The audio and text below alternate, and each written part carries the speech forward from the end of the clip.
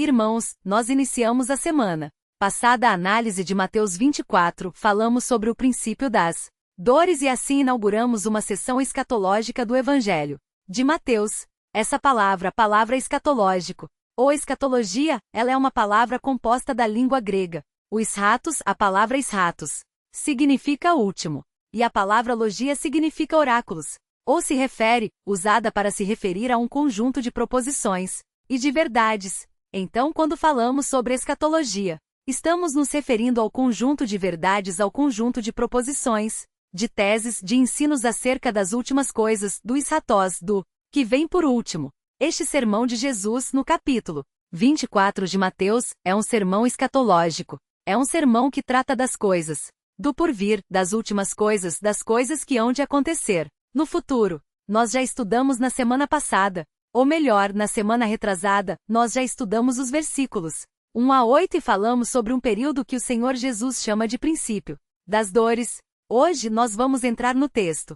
O texto vai nos conduzir para um outro período, que segue o princípio das dores, que é o período chamado de grande tribulação. Eu trouxe há algum tempo para os irmãos um gráfico, um quadro geral, um quadro panorâmico, escatológico. Eu quero que os irmãos observem aqui, se for possível, a projeção. Há algum tempo atrás eu preparei este quadro. É um quadro bem simplificado sobre a escatologia cristã, de acordo com alguns teólogos. Existe dentro da escatologia cristã uma margem em que é possível o debate, é possível a discordância entre os teólogos. O Senhor quis que fosse assim, talvez para nos ensinar a humildade, para que nós sempre sejamos seus discípulos, sempre prontos a aprender, e de modo que nós sabemos muitos dados da escatologia, ou pelo menos os dados principais da escatologia, mas nós fomos deixados sem informações precisas acerca da cronologia exata desses eventos que iam de vir. O que nós temos aqui é o que eu, até o presente momento, considero uma proposta razoável. Eu acho que o que nós temos aqui é algo que reflete aquilo que a Sagrada Escritura ensina. O que nós temos aqui é a exposição dos eventos escatológicos numa ordem cronológica que é adotada pela visão conhecida como pré-tribulacionista e pré-milenista. Mas alguns teólogos, alguns pastores que estão me ouvindo agora em outros lugares, ou vão me ouvir depois, vão torcer o nariz quando olharem para esse quadro, porque tem posições escatológicas diferentes, ainda que os elementos que estão presentes nesse quadro sejam elementos aceitos pela vasta maioria dos estudiosos de teologia, ainda que haja, como eu disse, essa discordância no campo cronológico. Os irmãos veem ali o primeiro item, os irmãos veem de mãozinha ali no primeiro item os dias atuais. Ali, aqui estamos nós. Coloquei aqui fogos de artifício. Não é por causa do Corinthians, como falam por aí, não. É porque os dias modernos dão a sensação às pessoas de alegria, de paz e de festa. Os dias atuais são dias fortemente voltados para o lazer. As pessoas não sabem o que está reservado para o futuro na história mundial. Nós conhecemos porque o Senhor Jesus nos revelou. Mas esses são os dias atuais. Os irmãos vêm ali, e de acordo com esta concepção escatológica, o próximo evento que marca a história humana é o arrebatamento da igreja. Por isso essa seta está apontando para cima, porque indica a ideia da igreja sendo arrebatada. No arrebatamento da igreja, está também presente a ressurreição dos mortos em Cristo. A Bíblia fala sobre isso, especialmente em 1 Tessalonicenses, no capítulo 4. Nós aprendemos sobre o arrebatamento da igreja, e a Escritura diz que o arrebatamento da igreja será precedido pela ressurreição dos crentes de todas as épocas. Então, num dado momento não sabemos quando, em algum instante, pode ser hoje, pode ser amanhã. Não sabemos, o Senhor fará com que os mortos em Cristo, ou seja, os mortos que morreram na fé nele se levantem de suas sepulturas, com corpos restaurados e com corpos imortais e incorruptíveis. E a Bíblia diz, em 1 Tessalonicenses 4, que logo depois disso os vivos, os cristãos vivos, os que estiverem em Cristo, salvos pela fé nele que estiverem vivos, neste dia serão imediatamente transformados em seus corpos, e receberão os seus corpos, serão revestidos de imortalidade. Os seus corpos serão revestidos de incorruptibilidade. É o que vai acontecer neste dia. E o texto de 1 Coríntios 15 realça essa realidade. E então os mortos ressurretos, crentes em Cristo ressurretos e os crentes vivos que estiverem Vivos, os crentes naquele dia serão então arrebatados juntos, para o encontro com o Senhor nos ares. Este é o arrebatamento da igreja. Alguns teólogos colocam esse momento logo depois da tribulação, junto com a segunda vinda de Cristo. Arrebatamento e segunda vinda juntos. Esta também é uma posição que tem sido levada muito a sério por bons teólogos também. Não há problema, ninguém se torna herege se pensar dessa forma. Não se torna uma seita se pensar dessa forma. Logo depois do arrebatamento da igreja, os irmãos veem aqui esse traço todo deformado. É o período da tribulação por isso tem aqueles raiozinhos lá em cima que aparecem de vez em quando. Vai aparecer agora, olha lá. Então, ali nós temos lá a tribulação, a grande tribulação de que Jesus fala. O Senhor Jesus fala da grande tribulação nesse texto que acabamos de ler. É um período que, segundo o Senhor Jesus, a tribulação será tamanha, que nunca na história humana se viu algo semelhante. Será algo sem precedentes na história humana, o período da grande tribulação, e nós falaremos, o texto que estamos estudando abrange esse período aqui. Essa é a parte dos eventos do porvir de que o texto que estamos estudando trata a tribulação ou a grande tribulação que acontecerá logo após o arrebatamento da igreja. Logo, esta visão, de acordo com esta concepção, com esta cronologia proposta aqui, a igreja de Cristo não passará pela grande tribulação. Ela não verá a grande tribulação. A igreja cristã não conhecerá pessoalmente o personagem central da grande tribulação, que é o anticristo, famoso anticristo. Muita gente quer saber quem é o anticristo, fazendo cálculos para descobrir quem é o anticristo. Não sabemos quem é o anticristo, nem nos interessa. O fato é que, se esta posição, se esta cronologia estiver correta, a igreja cristã não terá contato com o anticristo. Não o verá, não o conhecerá, porque terá sido arrebatada antes da tribulação. Pelo fato de colocar o arrebatamento antes da tribulação, esta visão escatológica é chamada de pré-tribulacionista porque o arrebatamento acontece antes da tribulação. Na sequência, logo depois da tribulação, de acordo com este quadro, de acordo com essa cronologia pré-milenista, ocorre então a segunda vinda de Cristo. E notem, a segunda vinda de Cristo acontece antes do estabelecimento de um reino milenar. O Senhor Jesus vem para reinar no trono de Davi seu pai, em cumprimento às promessas feitas a Davi e a Abraão, e em cumprimento às promessas feitas a Maria quando o anjo Gabriel apareceu a ela por ocasião da anunciação. Ele disse: o Senhor Deus lhe dará o seu filho, aquele que há de nascer, Jesus, o trono de Davi seu pai. Então o Senhor Jesus volta e estabelece o seu reino em Jerusalém, numa nova época de paz e de justiça, que é enaltecida, que é mencionada pelos profetas.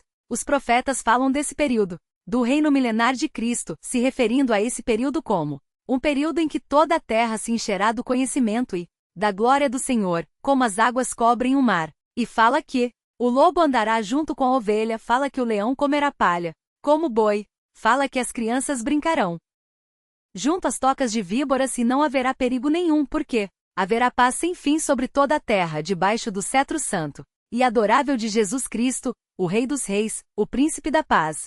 Nós sonhamos com o advento deste dia glorioso, quando então estaremos debaixo do governo não de homens perversos, corruptos e maus, mas debaixo, sim, do reinado glorioso do Senhor dos Senhores. Depois do reino milenar, de acordo com essa concepção, nós temos o juízo final, em que os incrédulos de todas as eras serão julgados para a perdição, e depois disso, o novo céus e a nova terra, aqui sob o título Eternidade, a nova criação. O Senhor Jesus diz: eis que faço novas todas as coisas, e ele cria então novos céus e nova terra. E a história então termina, ou melhor dizendo, a história começa. A história gloriosa da eternidade, da glória de Deus, inicia aqui neste ponto. Esta é uma concepção bastante difundida, me parece ser a concepção mais bíblica, mais adequada, ainda que ela tenha problemas, dificuldades para sanar nessa posição escatológica, mas me parece até o momento que ela é a posição que melhor explica os diversos textos da Sagrada Escritura. Os irmãos que quiserem esse quadro podem pegar depois com os jovens que estão lá na entrada. Não, no som ali atrás, na cabininha de som, podem pegar lá com eles. Junto com esse quadro vem também referências bíblicas também que você pode relacionar aí aos diversos eventos. Muito bem. Espero ter ajudado um pouquinho com essa cronologia. Alguns ficaram mais confusos. Ainda, essa é a escatologia. Escatologia gera muitas perguntas, e nem sempre fornece as respostas. Os irmãos, olhando agora para o texto de Mateus 24, gostaria que os irmãos observassem. Esse texto trata de um resumo. É um resumo da grande tribulação. Nós vemos aí o versículo 21, que não foi lido, não chegamos ainda. Mas o versículo 21 qualifica, denomina esse período como período da grande tribulação. O texto fala porque nesse tempo haverá grande tribulação como desde o princípio do mundo até agora não tem havido e nem haverá. Jamais. Então, eis aqui a designação do período é o período da grande tribulação. E os versículos 9 até o 14 mostram um resumo desse período. Porque eu estou dizendo que é um resumo. Porque eu estou dizendo que esse trecho que nós lemos apresenta um resumo do período completo? Muito simples. No versículo 14, se os irmãos olharem, os irmãos veem a última frase do versículo 14 diz, então virá o fim. Essa expressão, então virá o fim, indica que nos versículos anteriores foram resumidos os eventos antes do fim. A expressão então virá o fim indica que nos versículos anteriores foram resumidos os eventos antes do fim. Por isso estou dizendo que é um resuminho de toda a tribulação, de todo o período da tribulação. Outra coisa no versículo 15 que nós não vamos estudar hoje, quando o texto diz, quando, pois, virdes o abominável da desolação. Nós vamos estudar isso dentro de algumas semanas. Esta expressão, quando, pois, que aparece no início do versículo 15, indica que o escritor vai começar uma exposição mais detalhada. A expressão quando, pois, serve como indicador de que o escritor agora vai acrescentar detalhes ao que ele falou. Por isso, os versículos 9 a 14 parecem ser um resumo de todo o período tribulacional. Notem, olhando para os versículos 9 a 14, notem as lições principais que emanam desse trecho. E eu não vou expô-las todas hoje porque nós não teremos tempo de fazer isso. Hoje eu só vou introduzir o assunto. E se o Senhor permitir eu vou falar do ponto 1, se o Senhor permitir. Mas não dá para falar sobre todo o trecho hoje, hipótese alguma. Mas o que eu quero chamar a atenção dos irmãos, em termos de uma visão geral da passagem, é que essa passagem traz algumas informações sobre o período tribulacional. São 3 informações e observem. Os irmãos essas informações presentes aí. A primeira informação é a seguinte: como será o mundo nessa época? E a informação é a seguinte: será um mundo em guerra aberta contra os seguidores de Cristo. O período da grande tribulação. Nesse período o mundo será um mundo de guerra aberta contra os seguidores de Cristo. E esta lição, ainda que aponte para um período por vir, ela é extremamente salutar para nós, hoje conforme veremos. Segunda informação acerca do mundo de então. Esta informação que eu acabei de passar, ela está substanciada no versículo 9. O versículo 9 mostra que será um mundo em guerra aberta contra os seguidores de Cristo. A segunda informação ela tem como base, ela se fundamenta nos versículos 10 a 13. E essa informação é a seguinte: será um mundo em franco declínio moral, social e espiritual. Os versículos 10 a 13 mostram isso. O mundo no período da grande tribulação será um mundo em declínio. Você vai dizer, é pior do que agora? Muito pior, muito pior. Antes do reino de Cristo se estabelecer, as coisas realmente vão piorar, de acordo com o relato bíblico. É de assustar, eu sei. Vamos falar sobre isso não hoje, não. Teremos tempo de falar sobre isso hoje, mas será um mundo em franco declínio moral. O pecado vai se espalhar muito mais. A iniquidade vai atingir um grau tão intenso, proporções tão grandes, que o amor de muitos esfriará. Existirão traições, pessoas se levantando contra seus amigos, contra os seus parentes, atacando aqueles que crerem no Evangelho, enfim, e um declínio espiritual muito intenso também pela atividade de falsos mestres. E a terceira informação que o texto nos dá, e que estudaremos na ocasião oportuna, está fundamentada no versículo 14, será um mundo indesculpável. Não haverá desculpas para a condenação deste mundo.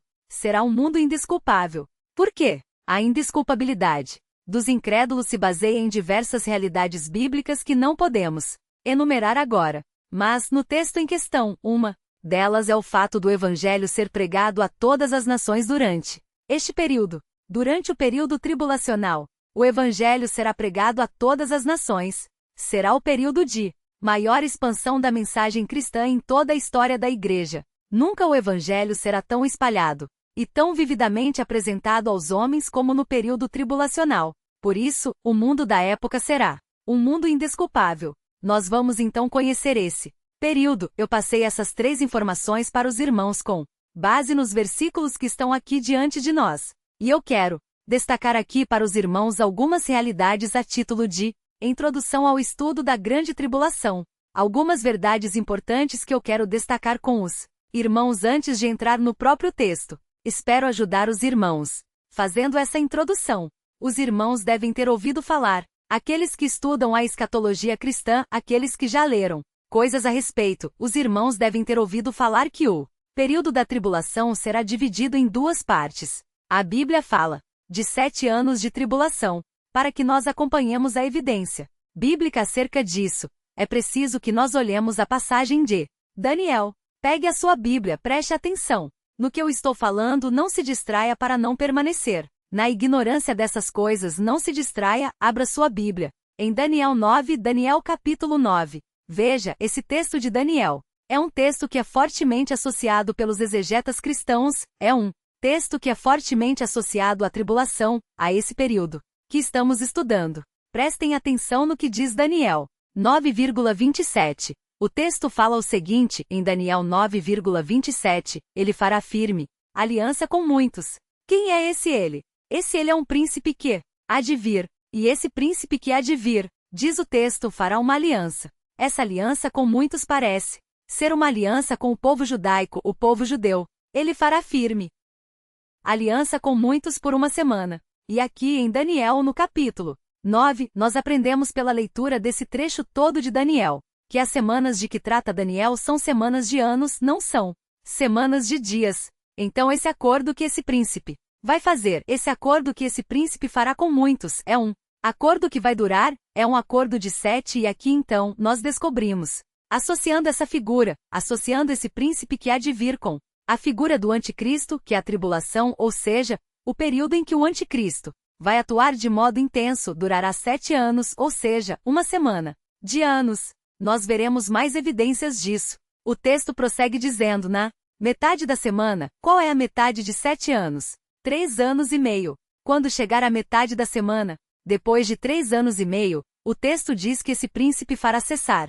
o sacrifício no templo. Notem, o templo foi destruído. O templo não existe mais. Como ele vai fazer cessar o sacrifício? Nós temos aqui um indício de que o templo de Jerusalém será reconstruído. E o texto prossegue. Ele fará cessar o sacrifício e a oferta de manjares, ou seja, ele vai anular o culto judaico. Ele vai quebrar a aliança que fez no meio da semana. Ele fará uma aliança com o povo judeu e no meio do período de 7 anos ele vai quebrar essa aliança. Não será fiel a essa aliança. E então suspenderá a adoração no templo de Jerusalém. E o texto prossegue sobre a asa das abominações virá o assolador, que é o anticristo, esse príncipe que há de vir assolando, destruindo tudo. É o período de 3 anos e meio de extrema agressão, de guerras terríveis, de muito sofrimento, de abominações terríveis no meio da tribulação. E aí o texto termina, dizendo, até que a destruição que está determinada se derrame sobre ele.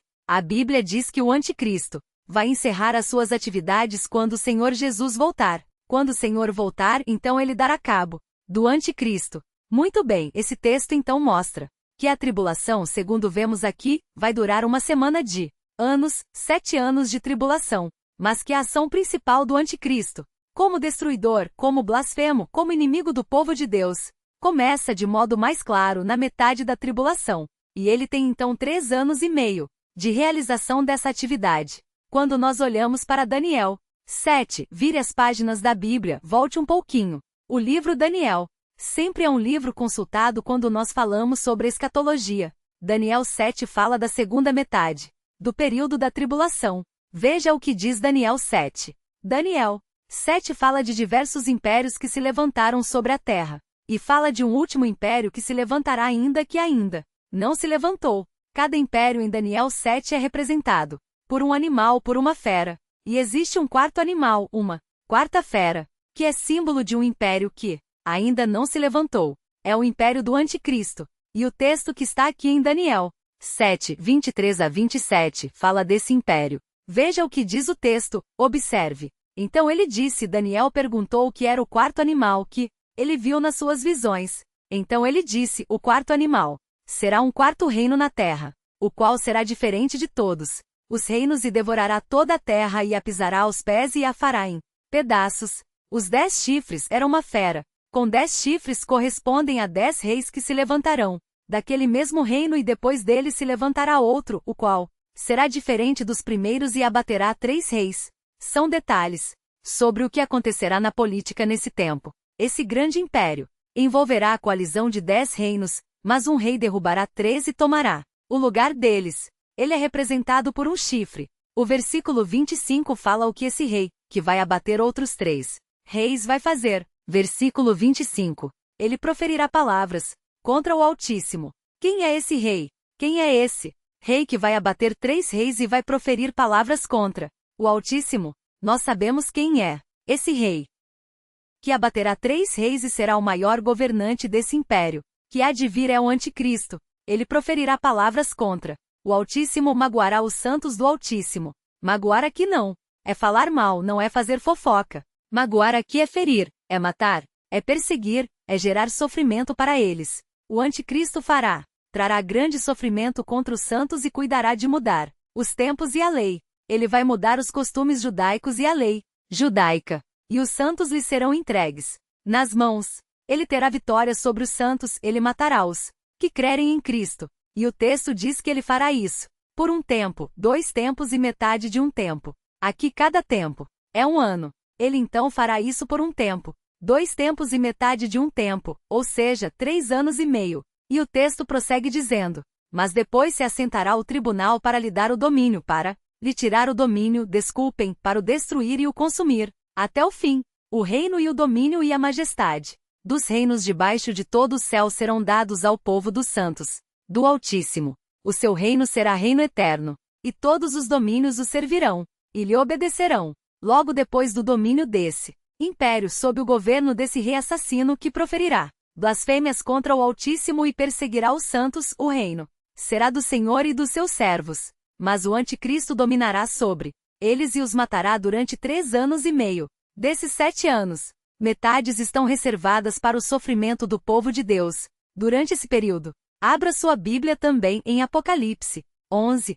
Vamos conhecer melhor esse período terrível que há de vir. Apocalipse 11 fala desse período que há de vir. Abra sua Bíblia em Apocalipse 11. Apocalipse 11 dá mais informações, dá mais detalhes sobre a grande tribulação e sobre esse período de 3 anos e meio, um período terrível de sofrimento, um período terrível de perseguição em que o Anticristo vai dominar sobre todo o mundo. Veja o que diz Apocalipse 11. Você tem aqui em Apocalipse 11 várias informações sobre esse período. Diz assim: as visões de João foi-me dado um caniço semelhante a uma vara e também me foi dito: dispõe-te mede o santuário, o seu altar e os que naquele adoram, mas deixa de parte o átrio exterior do santuário e não meças. Está falando do templo em Jerusalém, porque foi ele dado aos gentios. Estes por 42 meses calcarão aos pés a cidade santa. 42 meses. Quanto? Dá isso em anos?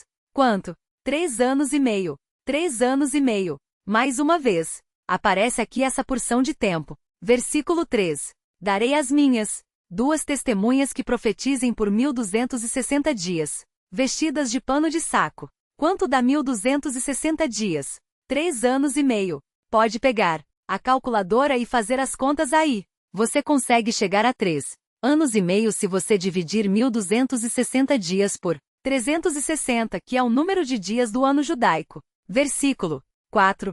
Sobre as 2 testemunhas que surgirão e se levantarão nesse tempo. Nós não sabemos quem são essas 2 testemunhas. Não sabemos se são personagens do Antigo Testamento redivivos. Mas o texto fala dessas 2 testemunhas. E o texto prossegue falando o que acontecerá com elas durante esse período da tribulação. São estas as 2 oliveiras e os 2 candeeiros que se acham em pé diante do Senhor da terra. Vejam, se alguém pretende causar-lhes dano, se alguém quiser prejudicá-las, sai fogo da sua boca. Sai fogo da sua boca e devora os inimigos. Terrível isso, não é? O que significa? Isso significa que elas têm o poder de matar, pela palavra talvez. falando. Elas matam. São duas testemunhas de Deus, com poderes grandiosos que Deus lhes dará. Prossiga a leitura. Sim, se alguém pretender causar-lhes dano, certamente deve morrer. Elas têm autoridade para fechar o céu para que não chova durante os dias em que profetizarem. Tem autoridade também sobre as águas para convertê-las em sangue, bem como para ferir a terra com toda sorte de flagelos, tantas vezes quantas quiserem. A grande tribulação vai ser um tempo de muito sofrimento sobre os homens da terra, e parte desse sofrimento será causado por essas duas testemunhas que vão realizar essas coisas como instrumentos do juízo de Deus. Veja o versículo 7. É claro que essas duas testemunhas não serão muito populares, é evidente. Aliás, servos de Deus populares, desconfie deles. Não houve nenhum servo de Deus na história humana que foi popular. Não houve nenhum servo de Deus que aparecia na televisão dançando musiquinhas para alegrar o povo, cantando lá músicas lá para animar a multidão. Isso nunca existiu na história humana. Na história humana, as testemunhas de Deus, elas anunciaram sempre mensagens difíceis do povo a entender ou, na verdade, fáceis de entender, mas difíceis do povo aceitar e por isso foram odiadas pelo mundo. Não há nenhum profeta super pop na Bíblia, não existe isso. Todos eles foram mortos. Todos foram martirizados. Os apóstolos, os profetas, não há mensageiros de Deus aplaudidos pelo mundo. Se você conhece algum, fuja dele, porque ele, na realidade, é um servo de Satanás travestido de apóstolo de Cristo. Veja no versículo 7. Quando tiverem então concluído o testemunho que devem dar, a besta que surge do abismo pelejará contra elas e as vencerá e matará. Aqui aparece, é mencionada aqui, a figura da besta. Mas por que ela é chamada de besta? Será que é uma pessoa com pouca inteligência? Por quê? Não chama de anta? Enfim, uma besta também é uma anta. Não é o caso aqui. Não é o caso. Não é uma pessoa sem inteligência, você não pode mudar de besta para anta ou coisa assim. Na realidade, quando fala de uma besta aqui, é uma tradução não muito feliz, você pode traduzir aqui como uma fera, um monstro. Uma fera, um monstro, você pode traduzir aqui. Essa fera que surge do abismo pelejará contra elas, atacará as duas testemunhas, as vencerá e matará. E o cadáver delas e o seu cadáver ficará estirado na praça da grande cidade, Jerusalém, que espiritualmente se chama Sodoma e Egito, onde também o seu Senhor foi crucificado. As duas testemunhas terão seus corpos jogados ali na praça e permanecerão ali, e não serão sepultadas. Então muitos dentre os povos vejam a popularidade desses dois homens. Então muitos dentre os povos, tribos, línguas e nações contemplam os cadáveres das duas testemunhas por 3 dias e meio, e não permitem que esses cadáveres sejam sepultados. Os que habitam sobre a terra se alegram por causa deles, realizarão festas, e enviarão presentes uns aos outros, porquanto esses dois profetas atormentaram os que moram sobre a terra. Alegria em todos, porque as duas testemunhas foram mortas.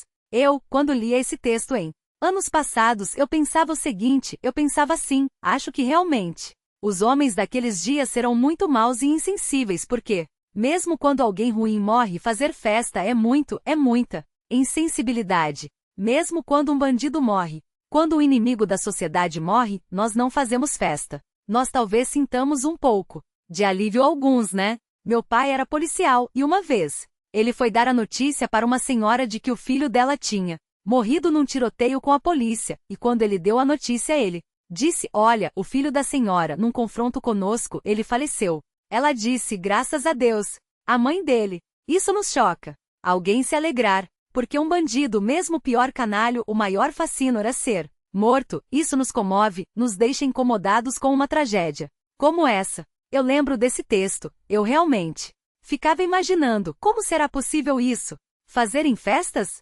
Trocarem presentes? Pode. Os irmãos talvez devem se lembrar o que aconteceu nos Estados Unidos quando mataram Osama Bin Laden. Lembram o que fizeram nas praças?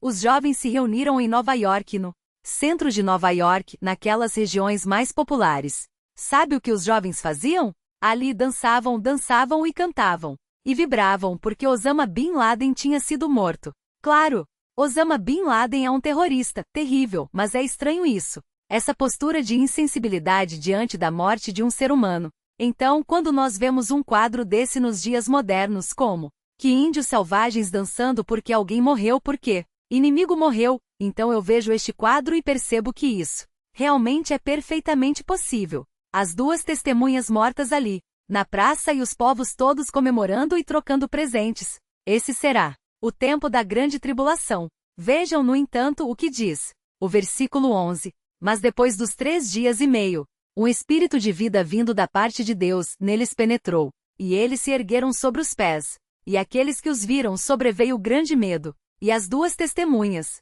ouviram grande voz vinda do céu, dizendo-lhes: subi para aqui. E subiram ao céu numa nuvem, e os seus inimigos as contemplaram. Naquela hora houve grande terremoto e ruiu a 10ª parte da cidade. E morreram nesse terremoto 7.000 pessoas, ao passo que as outras ficaram sobremodo aterrorizadas e deram glória ao Deus do céu. Vejam que coisas horríveis acontecendo.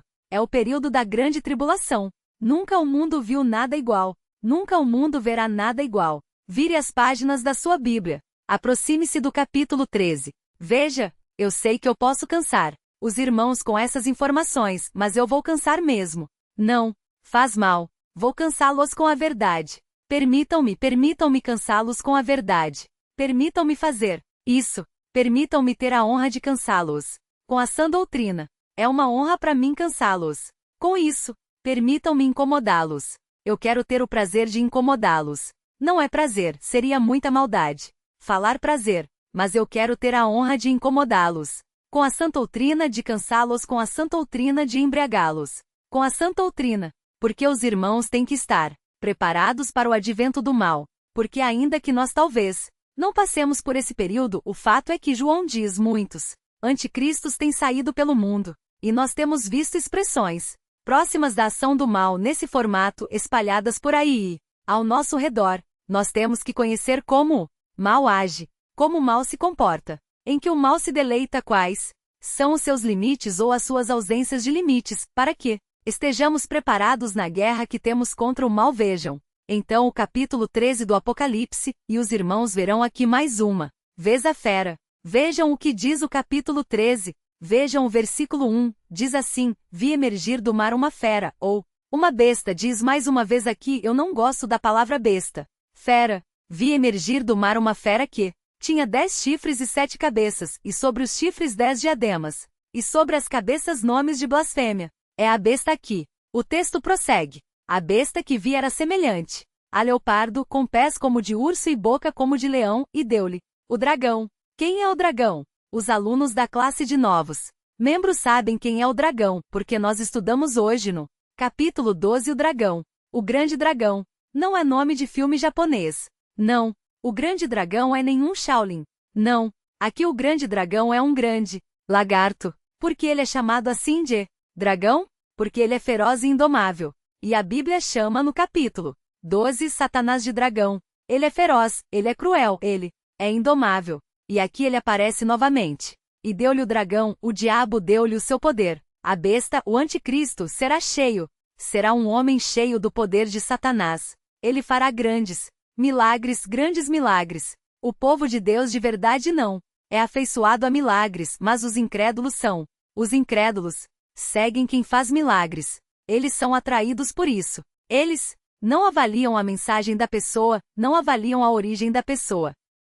Eles olham só os milagres. Não importa o que a pessoa diga. Eles querem ver os milagres. E Satanás usará isso. Satanás fará com que o seu homem, o seu escolhido, o anticristo, a fera, a besta, seja revestido pelo poder dele, do grande dragão. E o texto diz: e deu-lhe o dragão o seu poder, o seu trono e grande autoridade. Então viu uma das suas cabeças como golpeada de morte, mas essa ferida mortal foi curada e toda a terra se maravilhou seguindo a besta. Algo acontecerá, não sabemos, mas este homem sofrerá talvez um atentado, nós não sabemos, mas será algo muito grave, uma ferida mortal, um golpe terrível que ninguém poderia sobreviver a esse golpe, um golpe mortal. Mas ele não vai morrer, e quando os homens do mundo todo perceberem que ele não morreu, ficarão admirados, e dirão: ele é divino, ele é um Deus, e vão segui-lo. Diz o texto: seguirão a besta. Versículo 4.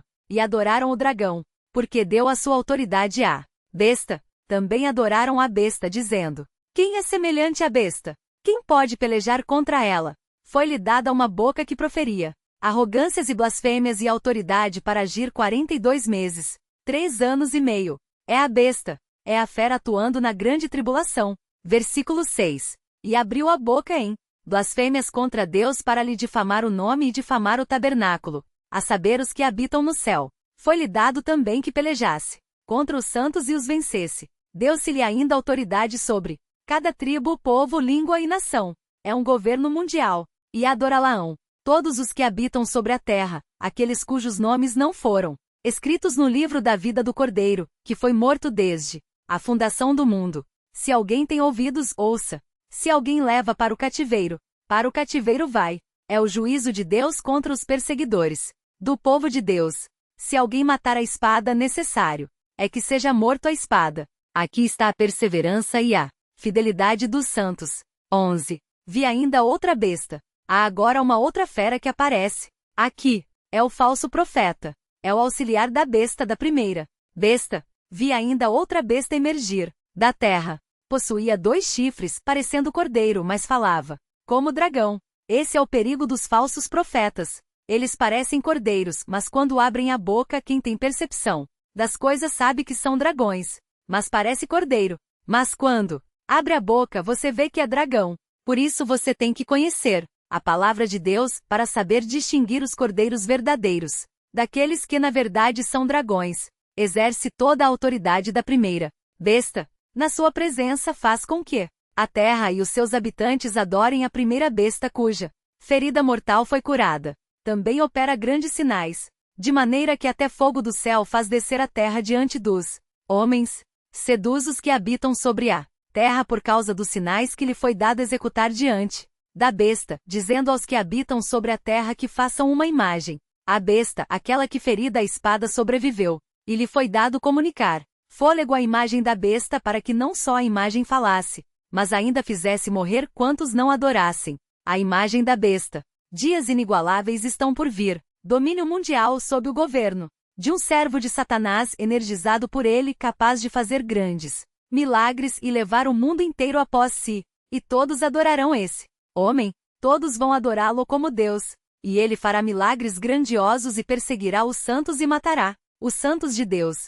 Querem aprender mais sobre esse homem? A Bíblia fala mais sobre ele. Ele aparecerá um dia neste mundo e fará todas essas coisas. Nós temos que saber essas coisas para não sermos enganados por falsas doutrinas, por pessoas que aparecem por aí ensinando mentiras. Há um texto em 2 Tessalonicenses 2 que fala sobre este homem mais uma vez. Vejam esse texto, 2 Tessalonicenses. Eu não comecei a pregar em Mateus 24 ainda não, estou só aquecendo, só aquecimento. Estou brincando com os irmãos.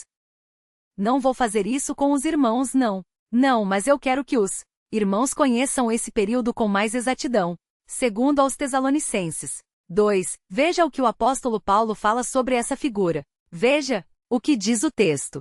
Irmãos, no que diz respeito à vinda do nosso Senhor Jesus Cristo e à nossa reunião com Ele, nós vos exortamos que não vos demovais da vossa mente com facilidade, nem vos perturbeis quer por espírito, quer por palavra, quer por epístola, como se procedesse de nós, supondo ter chegado o dia do Senhor. Irmãos, sempre aparece alguém anunciando que o mundo vai acabar. Sempre. Tem um pouco de tempo. Atrás aí teve 2012, não ia ser o fim do mundo, não ia ser? Em outubro de 2012 ia ser o fim do mundo. E tem crente com medo. Ai, vai que é mesmo. Deixa eu tirar todo o meu dinheiro da poupança e gasta tudo logo porque vai que é mesmo.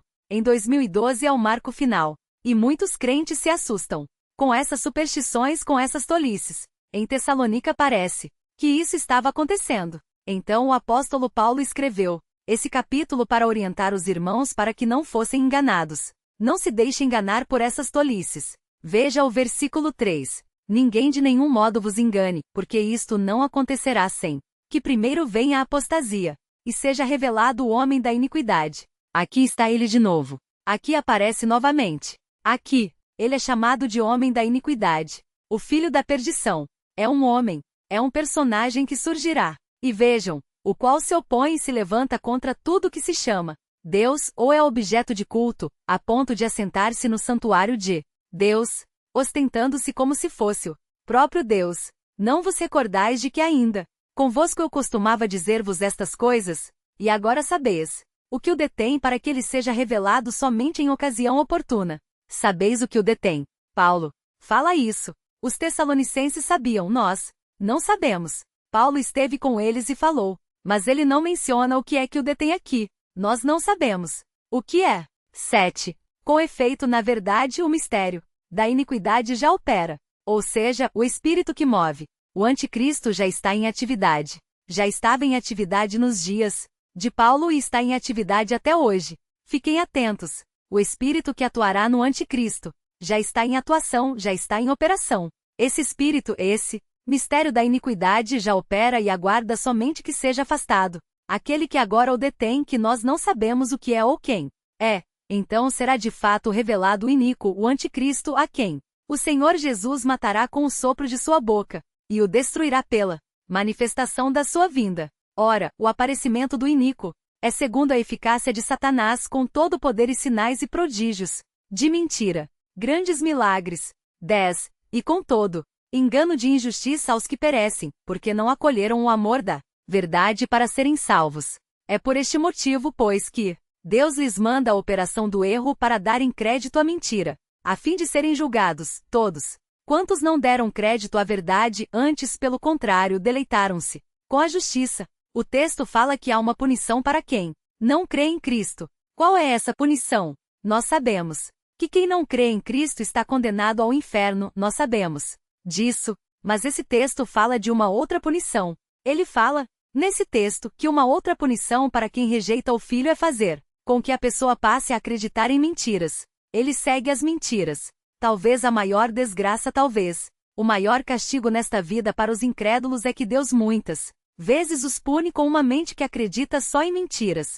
Aparecem falsos mestres. Eles creem nos falsos mestres. Aparecem vãs filosofias. Eles creem nas vãs filosofias. Aparecem invenções as mais absurdas, contrárias à palavra de Deus. Eles creem nessas invenções. O fato de darem crédito a essas mentiras todas já é uma punição de Deus pela sua incredulidade em face do Evangelho. É assim que Deus pune muitas vezes os homens. Você não crê no Evangelho? Pois bem, então, você crerá em qualquer coisa. Você não crê na única verdade? Pois bem, então você crerá em todas as mentiras. Não brinque com o Evangelho de Deus. Não brinque. A análise dessas coisas mostra que a rejeição do Evangelho é trágica em todos os aspectos aqui, para sempre. Irmãos, nós vimos essas informações bíblicas. Os irmãos leram vários textos comigo hoje. Até perdi a conta de quantos textos vocês leram comigo hoje aqui. E eu não falei de Mateus 24. Então eu vou falar na semana que vem, porque hoje eu vou me delongar muito se eu falar hoje sobre Mateus 24. Mas observem o seguinte, antes de nós encerrarmos. Agora, vamos encerrar agora, antes de nós encerrarmos, então vamos nos aproximar, recordando os irmãos se recordem disso, nós vamos nos aproximar de Mateus 24 com essas informações em mente. Os versículos 9 a 14 apresentam um resumo de tudo isso que falamos. Todas essas tragédias, todos esses tumultos, toda essa turbulência, toda a dinâmica terrível que essa figura horrível vai trazer ao mundo. Todos esses episódios que praticamente assistimos aqui enquanto líamos, as figuras iam surgindo na nossa cabeça. Tudo isso está resumido nos versículos de Mateus 24 que nós lemos, versículos 9 a 14. Tudo está resumido ali, e nós então vamos nos aproximar desse parágrafo, desse resumo, lembrando dessas coisas todas. Na próxima oportunidade que formos falar, nós vamos nos aproximar do texto, lembrando que o texto, por ser um resumo, nem de longe descreve com precisão as coisas terríveis que estarão acontecendo naquele período. Mas o texto revela pelo menos 3 realidades sobre o mundo da época. Será um mundo de guerra, aberta contra os seguidores de Cristo. Vai ser assim. Este mundo, que descrevemos agora com essa figura horrível operando, será um mundo em guerra aberta contra os seguidores de Cristo. E veremos isso no próximo domingo. Será um mundo em franco declínio, moral, social e espiritual, queda após queda. Um declínio cada vez mais intenso em todos os campos. E será um mundo indesculpável, porque o Evangelho será pregado às pessoas, mas as pessoas rejeitarão. Ainda que, como veremos, haverá um grande número de conversões por esse tema. Vamos dizer, pastor, eu estou com um pouquinho de medo agora, porque esse sermão que fala de feras e bestas, coisas assim, e bestas com vários chifres e dragões, não é exatamente o sermão que eu queria escutar hoje. Amanhã eu tenho que enfrentar a semana e o meu chefe já é um dragão. Sem falar do outro chefe, que também é uma besta. Então eu não sei como eu vou enfrentar a semana com a cabeça tão cheia de dragões e bestas. Agora, realmente eu sei que essas coisas todas não promovem a gente aquele conforto que nós gostaríamos que provocasse. Mas o que eu quero destacar para os irmãos antes de nós sairmos é que tudo isso que foi exposto aqui tem uma tônica, tem uma perspectiva em que isso pode ser olhado, que é uma perspectiva de consolo, uma perspectiva de paz para todos nós. Quando a Bíblia narra tudo isso, a Bíblia narra toda a intensidade do mal, o mal no seu apogeu, o mal na sua expressão mais elevada, mais suprema, o zênite da maldade, o zênite da atuação satânica diabólica. Quando a Escritura narra tudo isso, a Escritura não narra tudo isso só para satisfazer a nossa curiosidade. A Escritura narra tudo isso para mostrar que estamos num mundo em que um dia, enfim, o mal será julgado. Todo sofrimento, toda injustiça, toda maldade, todos os gestos realizados com afã, com o objetivo de ferir os filhos de Deus, todas as palavras ditas com o objetivo de zombar do povo santo, de ferir o povo santo, de promover sofrimento sobre o povo santo, tudo, toda espécie de mal, toda expressão de injustiça, de maldade, de zombaria, de crueldade contra o povo de Cristo, um dia tudo isso será punido e terá irmãos. Há uma medida de maldade que ainda não se completou. Há uma medida de iniquidade que está se enchendo aos poucos. Há um índice de crueldade, de injustiça, de incredulidade, de imoralidade, de tudo que há de mal que está se enchendo. E os textos que nós lemos mostram o tempo em que essa medida de iniquidade vai chegar ao ponto de transbordar. E quando isso acontecer, o Senhor se levantará e dirá: basta.